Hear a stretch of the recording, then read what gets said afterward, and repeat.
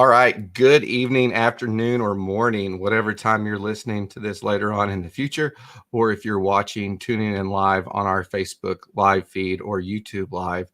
Tonight is a really interesting interview. We'll be talking with Geige from Streamyard.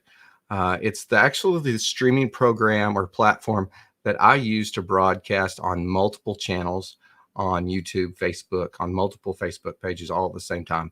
It's as far as I'm concerned, it's revolutionary in how we're able to broadcast to multiple platforms and multiple audiences all at the same time. And it's really, really, really cool. And this was actually scheduled out about a month ago before things got the way they are.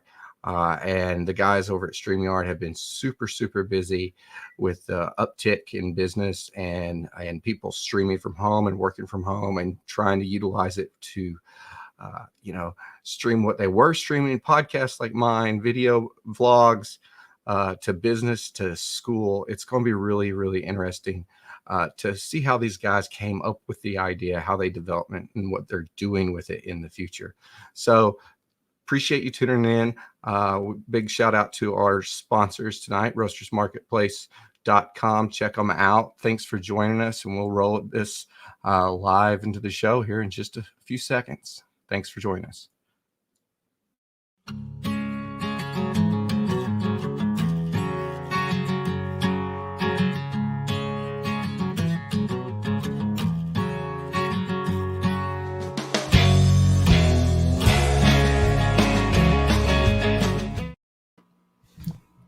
All right. Good evening, Geige. Welcome to the show. How are you doing tonight?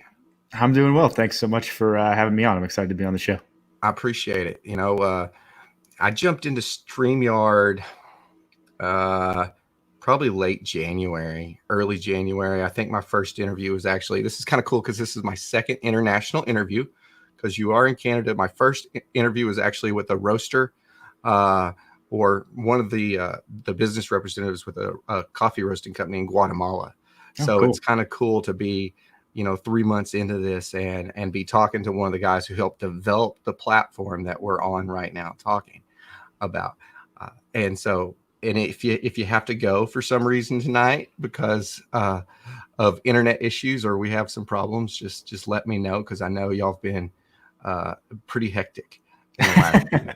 We'll be good. Hopefully I don't speak too soon, but I'm pretty sure we'll be good. We've scaled up accordingly to meet all the new demands. So everything should be good. There's definitely been some stressful weeks. The last couple of weeks have been a bit stressful, but we've scaled to meet demand and everything should be smooth. It's running. It's looking really good. I've had a few bumps in the road the last couple of weeks, but tonight's episode looks really, really good so far to start. So Geige, give me a little bit of your history, where you're from, your background, your education background, and how you got into live streaming to begin with, and how you came up with the idea of StreamYard, you and your cohorts there. Yeah, for sure. Yeah, the other co-founder is Dan Briggs. Dan Briggs and I founded the company together. So yeah, we went to university together. We didn't actually take programming. So I was in electrical engineering and Dan was in mechanical engineering. And we just loved working on stuff together, right? So at the beginning, it was mostly like projects in our respective fields, but we, in electrical and mechanical engineering, there's often software components to what you're doing. And we just discovered that we really enjoyed the software side of things because you can make things that are so quickly, right? Like for a mechanical engineering project or an electrical engineering project, if you wanted to make something ambitious, it's going to cost you probably like hundreds of thousands of dollars, right? To create a prototype of whatever it is you want to build. But with software, if you have couple people and a couple computers, and you can start making really impressive stuff because of things like AWS and GCP, which are like cloud platforms. You have all this power, and because it's sort of this pay-as-you-go model, you can start creating really impressive stuff.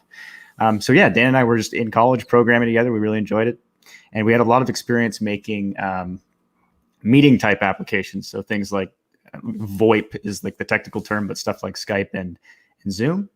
So yeah, we had just wrapped up a previous project on that, and we knew we wanted to start a venture together. We were both very entrepreneurial, and we had done various like internships during school, and neither of us were a huge fan of like the typical 9 to 5 type thing. So we knew we wanted to start something together. So it was me that was more interested in the live streaming side of things because I was really interested in Twitch. I don't know how many people would be familiar with Twitch. It's more focused on like gaming type stuff.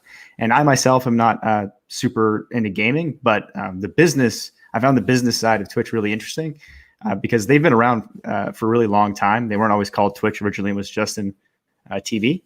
And I found them interesting because there's been lots and lots of companies in the live streaming space that have come and gone. Like most of them have failed. Like there's been tons of different live streaming platforms, and few have actually stood the test of time.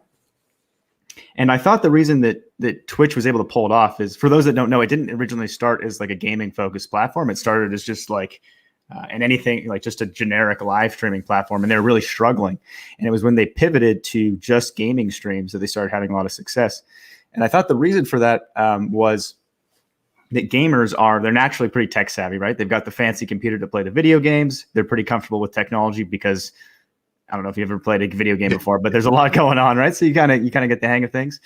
So I felt like that sort of lowered the barrier for them as far as being able to create a nice production, because they've got the fancy computer, they've got the know-how to sort of produce a stream, and then they had the added bonus of it's kind of hard to just be entertaining without having something to sort of distract. So they have the game to sort of distract, so they can be entertaining sometimes, and then other times people just watching them play the game. So, and Twitch did amazing things, right? It totally transformed that industry. Like there's now gaming commentators and gaming coaches. Like there's this whole entire careers are based on it. I mean, this whole industry. It's insane. Yeah. So they did this amazing thing. And it was like, I figured if we could sort of lower the barrier for people that were interested in other things outside of gaming, that'd be great. Right. Like if I didn't think it was natural, like gaming itself, that was necessarily the key thing. It was that these people were able to go live and make good content easily. So we wanted to make a tool that was ridiculously easy to use, so that people that didn't know anything about computers at all, that maybe they barely even knew what a browser tab was, they didn't know anything, could still go on and make good content because we would give them tools to make their stream entertaining by being able to have guests, show overlays on the screen, and just do some stuff to make the stream a bit more highly produced without having to have a bunch of technical know-how. So that was our goal, to make the easiest streaming tool possible. And that's how we arrived at Streamyard. We started about 2 years ago was when we started working on it. Awesome. See, I've kind of been out on I love playing computer games. I've played video games since I was a kid. I'm old enough to have gotten into, the end of Atari and the beginning of Nintendo. Like my first gaming platform was a Nintendo 8-bit, and okay. So I've seen it change, and I've seen it develop, and I can remember I never always had good internet. That was my biggest challenge. Was I never could get into internet gaming because I never had good internet anywhere where I was stationed or anything like that. And then now at the point where I'm running a small business, I'm working for another business, I'm running a small marketing firm for some local businesses. My gaming adventures are very, very limited. If I got on Twitch, I always joke about, if I had a Twitch channel, half the time it would be on pause. Like the screen would be on pause, the game would be on pause. The other time it would be me looking up the controls for the game because it's been so long since I played it. And that's how it is. And to see a platform like Twitch be able to give people a way to monetize what they love to do, and that's playing video games. And there's some people that do amazing channels and very highly produced. They're even doing master classes on how to become a streamer. It's just crazy, But this platform, when y'all started it, what was the first goal that y'all set for yourselves when you went out for Streamyard? We had a pretty clear vision, right? So we had spent a lot of time looking at what was out there. So we really liked the tools out there, but we just thought there was a gap, right? So OBS is great, like vMix is great. They're really powerful tools. And there's even other tools out there that are meant to fit into that easy category, but we didn't think they fit the mark as far as okay, it's easy, but also still powerful and still stable. So yeah, when we first started out, I mean, the goal was to get a V1, right? We launched pretty fast. So we officially incorporated July of 2018. And then the site itself went live in October, and it was dramatically different than it is now, right? So our V1 goal was just, let's make a really stable platform for bringing in guests and streaming that out to a platform. So there wasn't multi-streaming, there was none of that. It was only Facebook. So our first goal was to, like, let's get a group, give people the ability to do a group stream to Facebook. That was the first thing we started with. That's cool. Now, when you envisioned the streaming, did you think, hey, we want to do Facebook, we want to do Facebook Live, we want to do YouTube, we want to do all that? Was that? So yeah, as far as the platforms, so our target, like the demographic we were going after was the first people we wanted to target was more of the online marketing folks and like bloggers, vloggers, that type of stuff, and they mostly seem to be interested in Facebook. So that's why we started with Facebook. But ultimately, we always had the goal to be on definitely YouTube, definitely Periscope. LinkedIn Live wasn't out yet, but if it was, we probably would have launched with that as well, just because it's pretty relevant to who we were targeting. But yeah, we eventually wanted to go at all of them. It was just we wanted a V1 to make sure to get people on it and testing it, because that's one of the most important things, I think, is just starting with something. Like, you don't want to get bogged down and having it be perfect. You want to launch something and get people on and using it, because then you'll start getting really valuable feedback. And that was a big part of how we iterated, was what people told us they wanted. Like, a lot of it was just that. And let's hit on that for a second. So getting that customer feedback or that user feedback from your users, how do y'all go about that? I know how you go about it. I've been engaged with you multiple times in the past and seen it. But let's talk about that, because this is something that, if you look 10 to 15 years ago, people didn't launch a product line or launch a website with meaning to get the user feedback and develop the product. They launched the product, and then that's what the user got. Yeah, that's a great question. And that was a big turning point for us, is when we really focused on that. Because at the beginning it was a grind, right? It's amazing how hard it is. Like, at the beginning, when you're starting out, you're probably, like, at least for me, it's like, oh, how hard could it be to get 10 people using it? It's pretty hard to get the first 10 people. You know, it's like, I feel like the first 10 were harder than the next 100 for whatever reason. And it was mostly just like, cold messaging people and things like that. The turning point, and I'd recommend this to almost anyone, like, it's a very powerful tool. The turning point is when we started our Facebook group. That was huge for us, just because it's so visible. So yeah, we started this Facebook group and started all our current users that we had, we invited them into that group. And it's perfect, right? Because it seems so obvious now.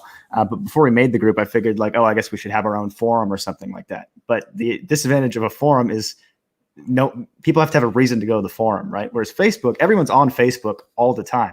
So if you have a Facebook group, they're getting notifications, they're engaging with your posts and things like that. So that was huge. So when we decided to make the Facebook group and get people in it, that's when things really took off, because it was super, super fast user feedback. People were bringing their friends into the group. It was really powerful for iterating and listening to people's feedback for us, just because it was a much easier place to communicate than email or a forum or something like that. Almost instantaneous. You know, I get posts notification because I follow, you know, and somebody will post something. I'll go in and be like, oh, I know how to fix that. Here, just do this, you know, and usually, if it's not a user, it's one of you guys that jump on, and if the remedy is pretty simple, you know, most of the time it's a user fix the question, like, hey, you go here and change this up, or no, you can't do a 45-second sound intro. You know, that's not yet anyway. Let me find my question. I was right there. I'm sorry. Oh, no worries. When y'all were going to school, how much of your learning was distance learning based? Was it a lot of your classes online? So when did you graduate? First off, that's my first question. When did you graduate? I graduated 2016. Okay. So did you have a lot of online e-based classes? It was all in person. All in person. All our classes were in person. But to be honest with you, like, as far as like skills relevant to building StreamYard, I'd say like probably 95% plus was we learned outside the classroom. Like Dan and I, before we started, we started getting into web development in school.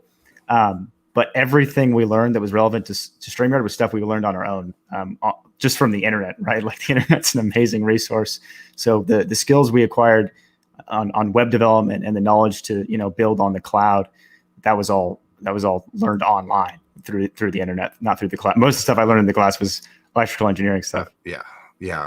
I'm a history major. I got a history degree and graduated in 2017, and it's just, that has nothing. It applies nothing to what I do now, except for I like to cite my sources. Like here's where I got that information from. That's not the only thing that school helped me do in the long run. We've got a couple comments on YouTube, and I'm going to pull up one from here from Clever Swine. Users Clever Swine says, "That's me. I'm not exactly computer savvy."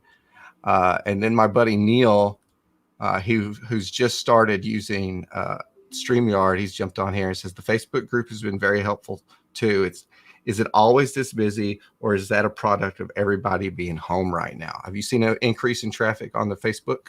Yeah, it's definitely picked up a lot. That was one thing I was going to mention about the Facebook group too, is it's changed a lot. Like at the beginning, like now it's actually something continuing to figure out the best way to keep it valuable, just because there's so many people in it now that it's just like a lot of it is like, it's hard to get meaningful feedback because most of the questions are just the same questions over and over again, which is fine. Like I'm happy to answer them and engage with people. But that's, I'm still learning on that front because it's a skill, I think, to keep a group valuable when it reaches, because I think now we're about 5,500 members or something like that. And it's hard to have those close discussions when it's that big, just because there's so much traffic. Whereas at the beginning, it's much more intimate, much more long, drawn out conversations, just because there's fewer people. So that's something we're working on and learning from. But yeah, to answer your question, it's a huge pickup because everyone's home and on Facebook. You'll have to take a note from the forum days, and you'll have to have a sticky post at the top that says, hey, here's the links to all these questions. Here's the links to these posts. If you're going to ask about whether or not you can post in 1080p yet, go here. Yeah, that's a good point. We should probably start there. Yeah. What's your current user base look like, if you want to discuss that? Yeah, we can discuss that. It's jumped up so much recently. So we've got the indicator we use. Like a lot of companies, it's kind of meaningless how they say their number of users, but we count the number of users as the people actually broadcasting, and we count it as the number of people that have done a broadcast in the last month, which I think we're at 45,000 people now have done a broadcast in the last month. So that would be our active user base. Any idea what percentage of those are first-time users or new users within the last month? Yes, a lot. So I mean, this week we grew 33%. So it's been pretty crazy. That's awesome. Congratulations. That's really freaking cool. What do you see as your most challenging aspect right now with that growth that you're seeing?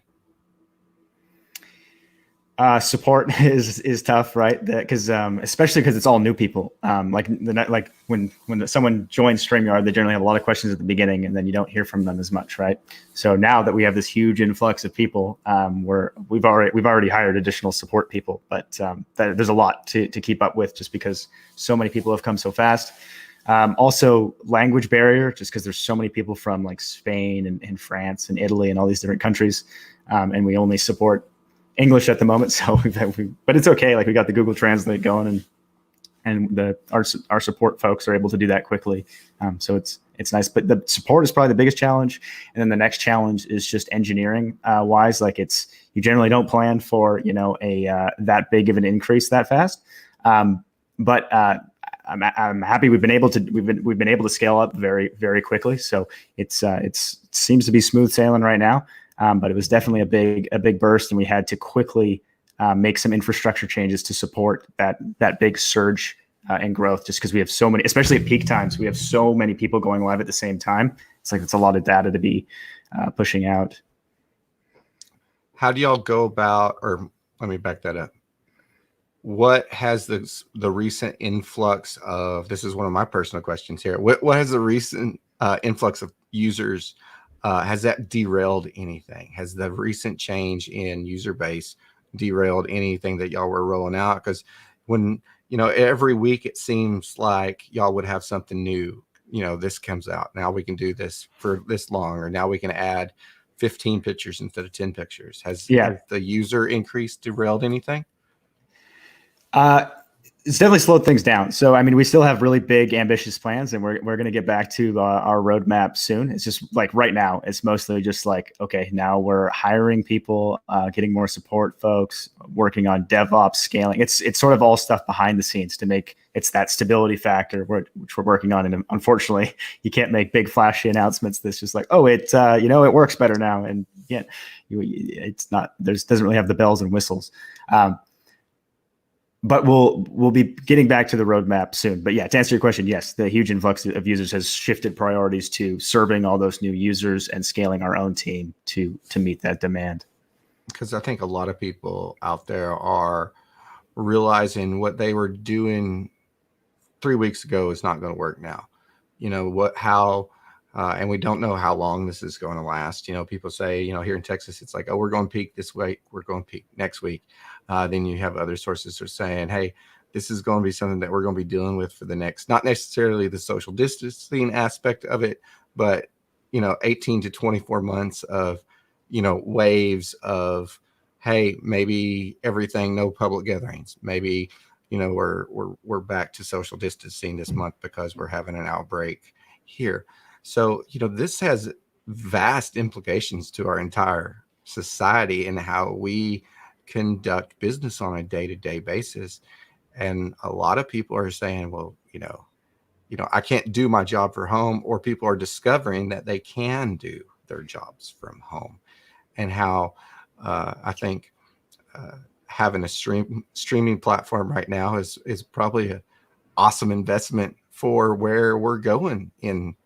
I'm not predicting the future, but there's going to be some things that stay the same, or some things that drastically change due to this recent development. And I've seen it in my current, some of my current jobs that I do. There's a definite shift, and we'll see how it plays out. Anyway, that's my prediction. Hopefully we get back to normal relatively soon. Yeah, because it's a rough time, I know, for a lot of people. But I'm also impressed how many people are successfully sort of pivoting their jobs to online. Like, that's really cool to see. Especially, I've seen lots of cool stuff in sort of educational stuff where teachers just bringing it online. They've been seeing some clever, innovative stuff there, which is nice. We've done my 5-year-old is in a special needs class, and we've had four sessions, I guess, now of, we've had speech class a couple of times, and then one time they just got on to see their friends. But it's nice to see people adapting to this. And one of my buddies was talking, I was like, yeah, business real estate might see a really big hit after this, once businesses realize, you know what, all my people were able to work from home. Is that a cost that we can actually save by having our people work from home if they're not necessarily profitable, but if they can actually put out the results, So yeah. It's definitely interesting. Between you and Dan, when y'all is the vision both of yours, or is it one-sided, or y'all when y'all debate or banter about stuff on the meetings, it's always awesome to see how y'all kind of feed off each other. Are y'all really, really good friends in real life? Oh yeah. It's people often ask that, like, oh, what do you do when there's a disagreement or a dispute? But people don't believe me when I answer it. But there's like, I don't know, we just sort of discuss the pros and cons and what seems like the best decision, and arrive at the same conclusion. Like, there's not too much friction. It's interesting. Two people with engineering backgrounds typically get along pretty good because they're really analytical, and they look at the problems and they say, hey, this is the best solution. Okay, cool. If you had an arts major in there, or a graphic designer that you were working with, that might be something else that you ran into issues down the road. Um, do you have any other projects that you're working on outside of StreamYard right now that you want to talk about, or is StreamYard 100%?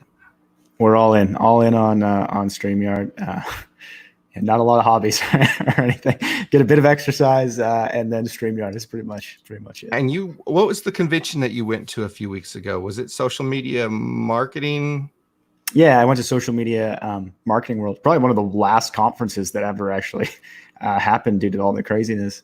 But yeah, I went to Social Media Marketing World in San Diego, which was actually really cool. I have not been to very many conferences. The only one I've ever been to before was F8, the Facebook developer conference last year, which is much different than like a business marketing conference.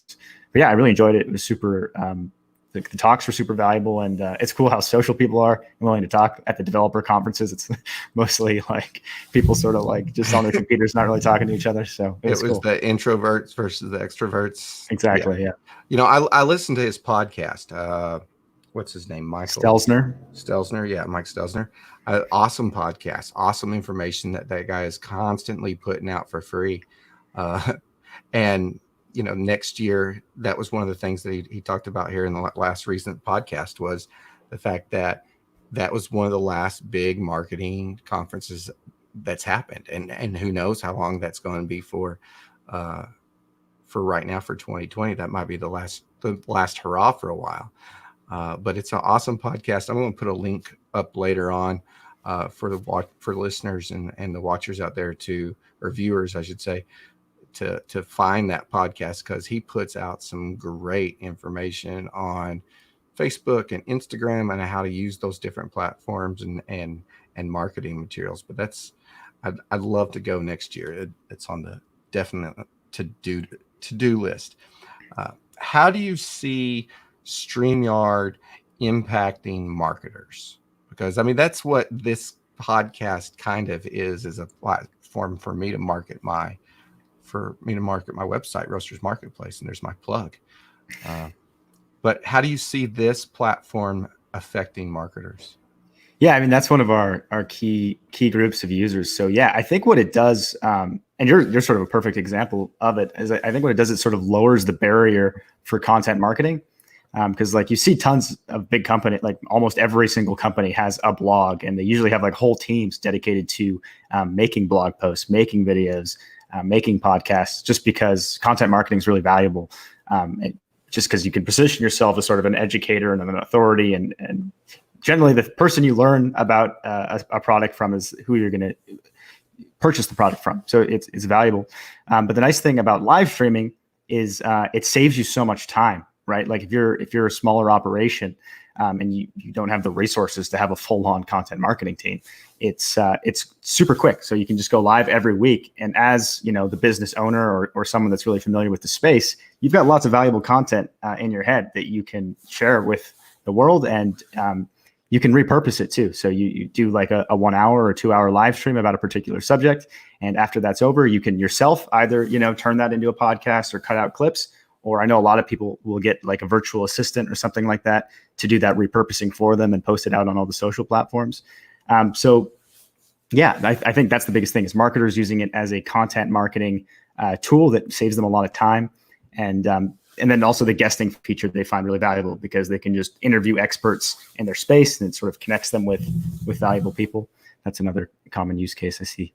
Yeah, it's a fantastic platform. I wish I had more time to do the pulling out of the content and reposting. And I do a lot of that with the coffee roasters that I interview on the show. I'll take a 3-minute clip and use it again on Instagram TV or post it again on Facebook. And it's kind of killing like 5 birds with one stone. I get a podcast out of it. I put that up. We get some listens and get the link backs and get the interest. So it's a phenomenal platform that I've actually pushed on, I think 5 or 6 people already that I knew that are in business for themselves in some aspect. I'm like, oh, you need to do this. You're already going live. Why not go live on 4 channels as opposed to just Facebook Live? So it's an awesome tool for marketers, small business owners that might not have the access to a production studio. Yeah, absolutely. You get a decent camera, you get a decent microphone, and you can put out some good content. You don't need the fancy green screens. You don't need them. You don't need the lights, but all that adds to production value when you have a really good platform like you've provided us on here. We're looking back here, see if we've got any comments. We don't right now. Any advice to people that are stuck in a job that have a awesome idea?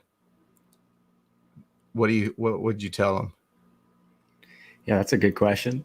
It's a tough question. It's like, because I feel like everyone sort of has their own answer of what's actually going to, motivate you to take that next step. But if you find something that, you're really passionate about, I think that's the first step. Because at least for me, is as soon as I discovered programming and like how much I enjoyed, just like, it's not even necessarily programming itself, but it was like how quickly it allowed me to make things. Because that's my favorite thing in the world, is like make things that other people find useful. As soon as I discovered that, it was like, I wasn't worried about anything else. It's like, I'll just spend all my time getting good at this because I enjoy this. So find whatever that is for you. And I think everything else will just kind of fall into place. So if you have a really good idea in your head and you're really passionate about it, go for it. And in your heart, I would think you would know that you should go for it, because it was clear to me when that happened.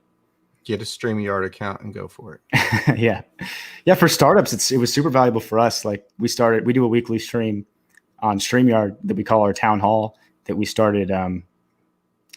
We're on episode 66 now. So about 66 weeks ago, we started that, and it was incredibly valuable. So just for building the sort of community aspect is like, especially early on, to get those really vocal people that sort of help you spread the word and evangelize your product. And then also what we talked about earlier, give you that really helpful feedback about their pain points and what they like and what they don't like. And so live streaming is a great way to sort of do that at a larger scale than having like small meetings. So we really benefited from live streaming ourselves. Like, it was a huge part of how we grew early on. And it's interesting. I always get a kick out of watching I usually listen to the live streams on Sunday night with my earphone in and the phone in my pocket, playing YouTube, so I can run around and do stuff on Sunday nights. But the last couple of weeks has been a little bit hectic for some reason, even though nobody's going anywhere the next day. But it's always interesting to see the people that are either commenting on the live feed, but that don't know about the Facebook group, or they're in the Facebook group and they've been in the Facebook group for 2 weeks and they don't know about the town hall. And to see those intersect, and then the same people there, it's awesome to grow. And I don't know how often you get on and you look at other people's, what your customers and what your users are streaming, but it's phenomenal at the stuff that they're streaming. There's some crazy stuff out there, and there's some really clever, I think one of the biggest users is church gospel groups. Have you noticed that? Yeah, tons of church, especially now, right? Because people can't go to church. Yeah, there's lots of that. There's one guy I know I helped out on some green screen comments a few weeks ago, that this was before anything started, and they were doing gospel choir practices with multiple people in multiple churches, all on the same night, all around the country. And I was just like, who would have thought that a streaming platform would be used for that it's really cool. And then you got people selling jewelry, got guys trying to hawk coffee, do this whole thing. But it's just such a cool platform. But you know that. Hold on, we got Chris Willis popping in here. Let me show his comment up here.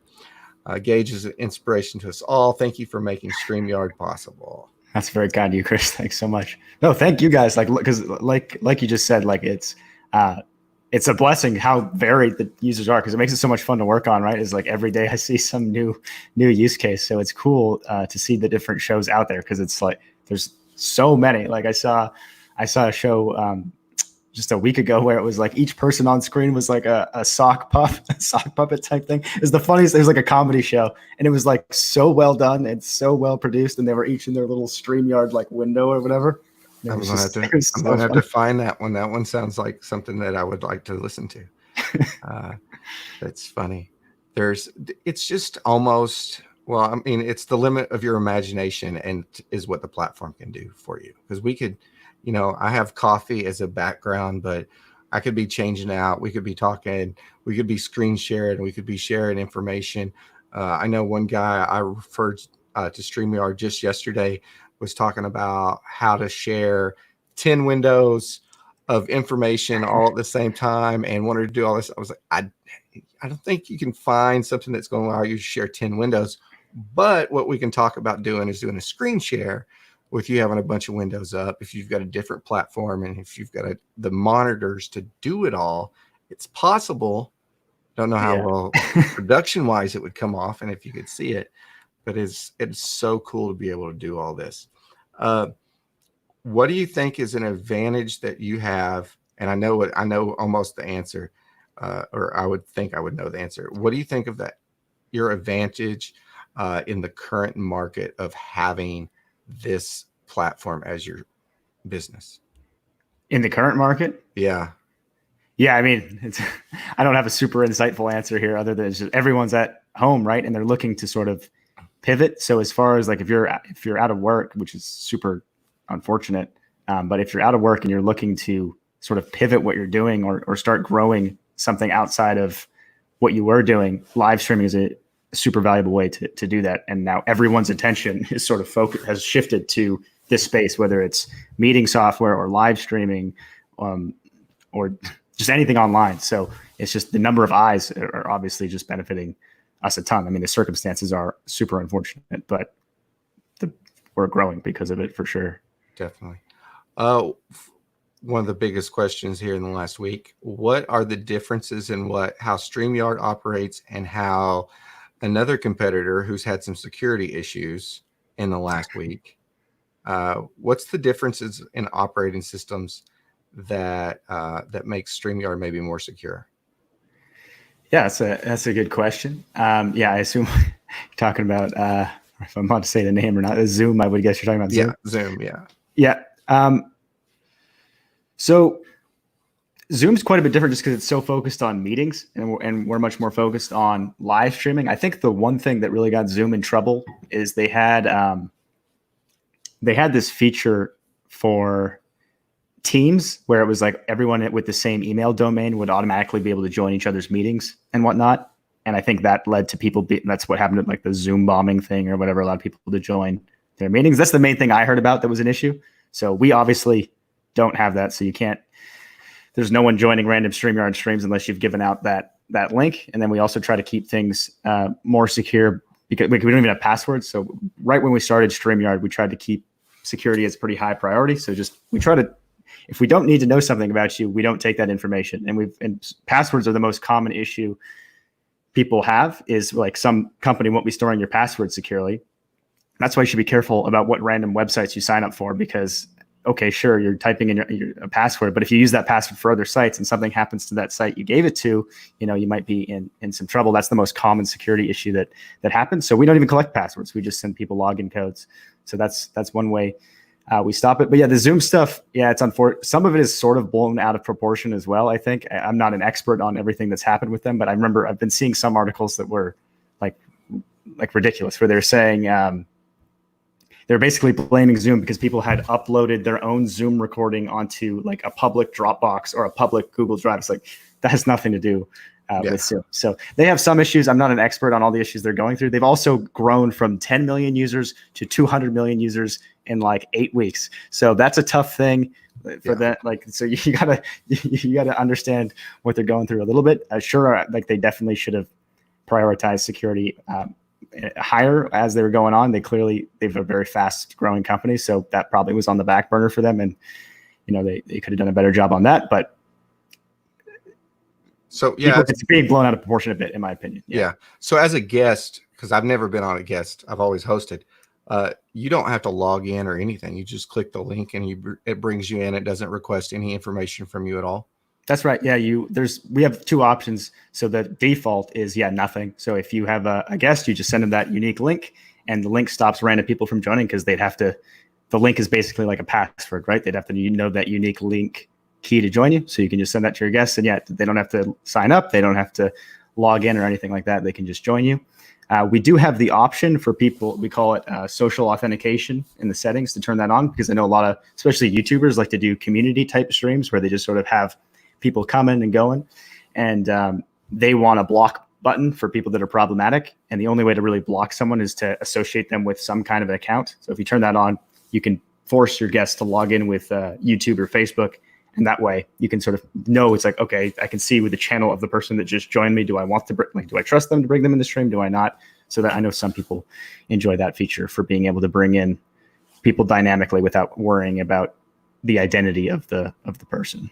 Yeah, I've discussed with a couple of my buddies having a multiple guest show where we discuss one topic or another, and those topics would have to, like tacos, just interesting food topics, because I'm a big foodie. That's kind of how I got into coffee to begin with. But I don't think I'd ever just be randomly pulling people into my stream. We've got another question out here from my buddy Neil. He's going to say, can you talk a little bit about what went into the decision to limit to 6 folks on the broadcast at a time? Yeah, that's a good question. I honestly don't know exactly why we chose 6. I think it was like sort of like we're just looking at the layouts, right? When we were designing it, of like what it looked like with 4 people and 5 people and 6 people and 8 people. And our opinion was sort of like, okay, anything more than 6 is a lot of people on the screen. And it seemed like just too much to fit on the screen. So we decided 6. If I was to go back, I would probably choose 10, just because that's such a common request now. And at some point, I think we will increase it to 10 or 12. But that was the initial reasoning, was just the design. It's just as far as like what it looked like and how many people I thought would actually want to be on screen at once. I thought 6 was a fair number, but a lot of people do want to have 8-person and 10-person shows. Where do you see? Well, it's kind of hard to see. That question really doesn't apply now, since you've grown 33% in the last week. Where do you see yourself at in 3 months? A lot of people would have. What's your 90-day outlook on StreamYard? What do we see coming down the pipe? Yeah, that's a good question. So right now it's all stability, right? Like we want to make sure we're a really robust platform that's going to be up, because we're anticipating the same, like this thing's not going away in the next week, right? So we want to make sure that we can continue to scale up, because it hasn't slowed down. So continue to scale up for the next, like I'm hoping it doesn't last more than like a couple more months or anything like that, but we want to prepare that far out. So a lot of it is just on stability and making sure we can support all these people. And then also the quality of the nice thing about working on stability is we're able to, since we're sort of on that part of the system, we're able to improve some things there. So we've been improving the quality for people that are on poor internet connections. So if you're on a bad Wi-Fi, like you shouldn't be on you don't want to be on a bad Wi-Fi connection, but sometimes you are. So we're tweaking some things to help people that are on bad connections to still have a better experience than they would otherwise. So those are the sort of main things we're working on now. But the common questions that come up in the town hall and the common requests are on our minds. So those it will get done. It will be prioritized. The first thing that's going to happen is longer overlays, because I know people, or longer videos as the overlays, because that's a really common request. We're going to increase it to 5 minutes, and that should happen relatively soon. Oh wow! Probably within like the next week or so, it'll be up to 5 minutes. And then some of the bigger things, which people can probably guess most of the things we're working on, because it's the things that come up every week in the town hall. So things like 1080, more people. And then just making sure the thing's rock solid is the main stuff in the pipeline. So let's talk about, if you can talk about how the inner workings of that works. So right now I'm streaming on a 1080p HD Logitech C something, but I've got 3 other cameras if I wanted to patch in and set up. How does that affect the stream quality? And I've messed up my focus now because I got my hands in front of mine. There we go. That's good. How does that affect the stream quality? So if me, you, and 4 other guests were all streaming at 1080p in a couple weeks, how would that affect the stream, and would it affect the stream? Yeah, that's a good question. So there's a lot of factors at play because the way StreamYard works is quite a bit different than like traditional live streaming software. So something like OBS or vMix or Wirecast, that stuff runs on your own computer. Like that's why you need a pretty powerful computer to run it, is because when you use something like OBS, your computer is doing the mixing and the transcoding and all the heavy processing stuff. It's all happening on your own computer. But with StreamYard, most of it happens on StreamYard. So when you have a bunch of guests, like say it's you and 5 other guests, each of your individual camera feeds get sent to StreamYard, and StreamYard takes those feeds and mixes them together and transcodes them and sends them off to all the different platforms. So that's nice for people that are on like a Chromebook or something, because it's having to do very little processing. Because StreamYard does all the processing, and it doesn't need to have as much bandwidth as you would like on OBS. If you were multi-streaming, you'd have to have all this extra bandwidth to go to all these extra destinations. But because you're going to StreamYard, you send one feed, and then StreamYard does all that heavy work, and it's all that work that's required. That's why when we have this huge influx of people, we need to add all this infrastructure and stuff like that. So to answer your question, there's a few different things at play. So the one thing is because everything happens on StreamYard, the most important part for the user is the quality of the internet connection. So as long as all your data is getting to StreamYard, you're going to have a good quality stream. When people have issues, it's generally because they're on Wi-Fi or don't have a great connection. So not all that information is getting to StreamYard. So if everyone's on 1080, it's great. It'll look amazing, assuming everyone has a good internet connection and all that information is making it to StreamYard. The thing that is unfortunate about 1080 and something we have to plan and design for is people that are going to be trying to broadcast in 1080 that don't have the bandwidth to broadcast in 1080, which could potentially cause issues. So say you have 5 people broadcasting at 1080, and you got one guest trying to take in all these feeds that doesn't have the bandwidth to take in all those feeds. All these problems are solvable. It's just that those are the types of things you have to account for. So instead of everyone just sending out a 1080 feed, they probably are going to have to send out a 1080 feed and a lower quality feed. So if someone's on a bad internet connection, they can take the low quality feed instead of the high quality feed. So there's a lot of factors at play, but if we do our jobs right, you should be able to use your 1080 camera fine. And as long as you have a good internet connection, you should be able to send out a 1080 feed, but it is not available right now.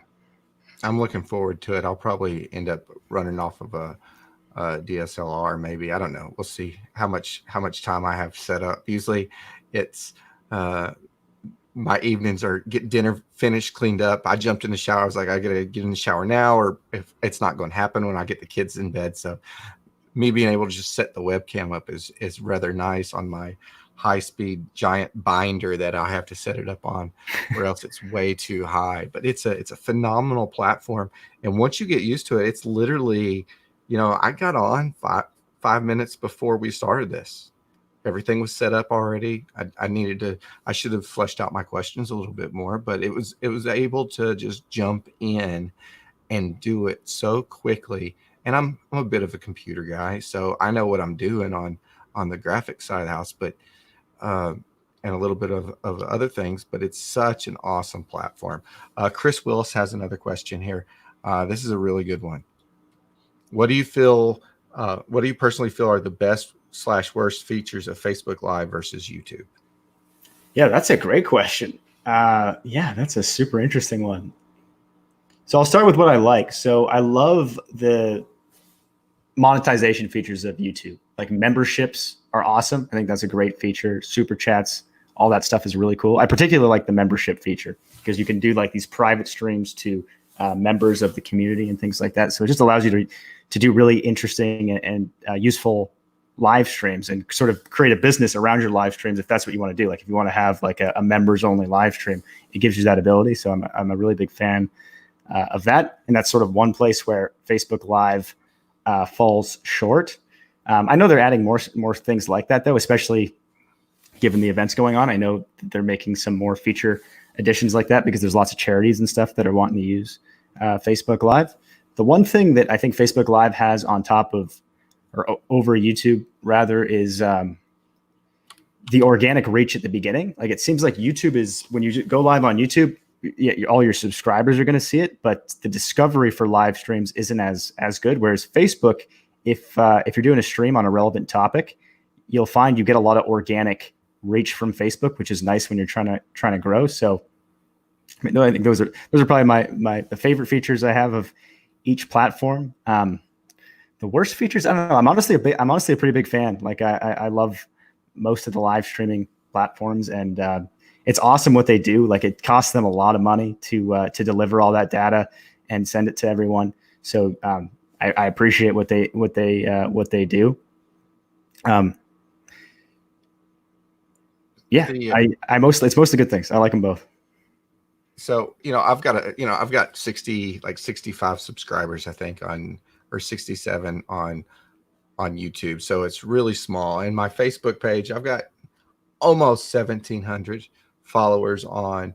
So it's okay for a medium or a small website based e-commerce platform that's now been 6 months old almost.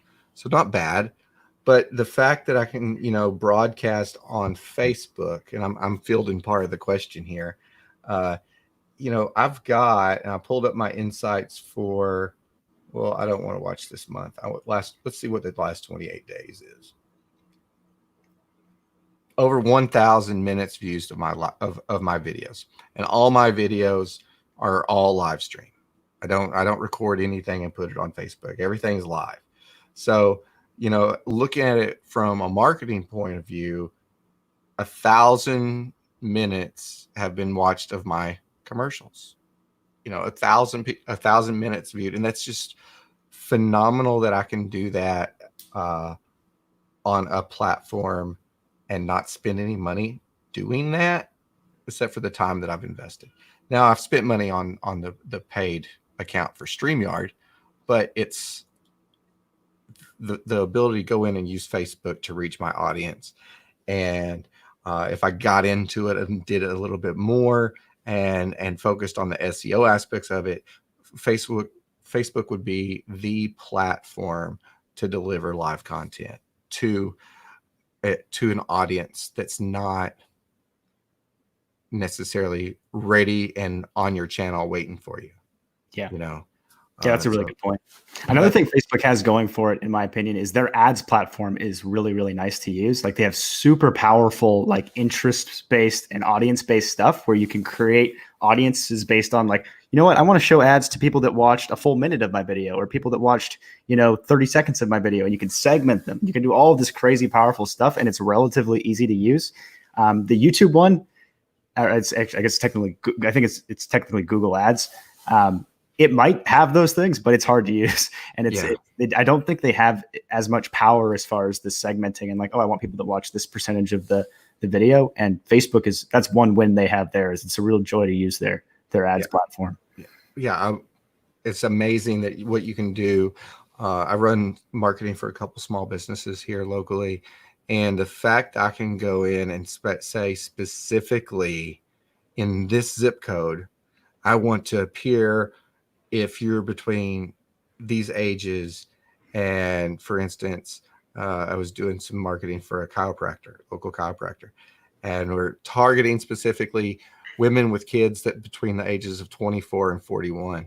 And for very, very, very little investment, 4,000, views in a matter of 2 weeks, when it's just phenomenal. If you know what you're doing and going in and hit the demographics, you can't beat Facebook's marketing platform. And you get a lot of people that talk bad about it at this point. They're like, oh, Facebook ads don't work. I'm like, well, you're not really using it the way it should be if it's not working for you.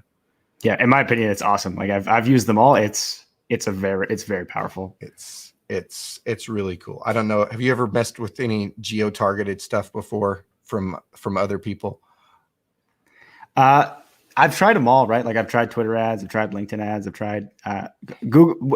Google ads. I do like for relevant, like for certain relevant terms. I do find it to be pretty useful. But for anything like that, any of the geo-targeting stuff or audience segment or interest-based stuff, the return on Facebook compared to everything else, like I don't know if it's just I'm better at Facebook or what, but it seems to perform a lot better. I've done some geo-targeting in the past where we actually targeted the 4 hotels around a conference that was going on. Oh, that's cool. and geofencing or whatever. yeah, it's really, really cool. And you get people like, oh, my phone's listening. And you're like, yep, it is. It definitely is when we can figure out where you are. If you're fall into this demographic and you've got all that tracking on your phone done, I can feed you ads all day long for what your interests are. So it's a phenomenal tool for marketing. And let me stop moving around on my camera here. But this platform that you and Dan have developed, Geiges, is phenomenal. And as an end user, I want to thank you for putting it out there and giving small businesses like myself and others a tool to reach customers. It's phenomenal. That's very high praise. It's very kind of you. Thanks so much. Yeah, we love doing it. We love serving our users. So yeah, feelings mutual. Thank you. So what do you got coming up in the next few weeks besides growing 66%? Yeah, 66% would be good.